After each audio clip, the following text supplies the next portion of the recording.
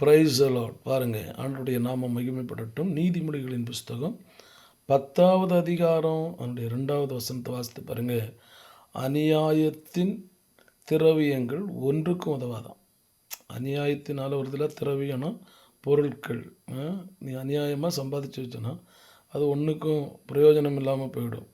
நீங்கள் சம்பாதிச்சு வச்சுப்பீங்க, அதை ஆள்றதுக்கு கூட ஆள் இல்லாமல் போயிடும். ஆனால் பாருங்கள், நீதியோ மரணத்துக்கு தப்பி வைக்கும். நீதியாக வாழ்ந்தீங்கன்னா, மரணம்னா எல்லாருக்கும் மரணம் இருக்குதுங்க. ஆனால் ஒரு மரணம் அல்ல, ஒரு மனிதனுக்கு 2 மரணம். ஒன்று சரீர பிரகாரமான மரணம், இன்னொன்று ஆத்தும மரணம். இந்த ஆத்தும மரணத்துக்கு தப்பி வைக்கணும்னா நீங்கள் எப்படி வாழணும் தெரியுமா? நீதிமானாக வாழணும்.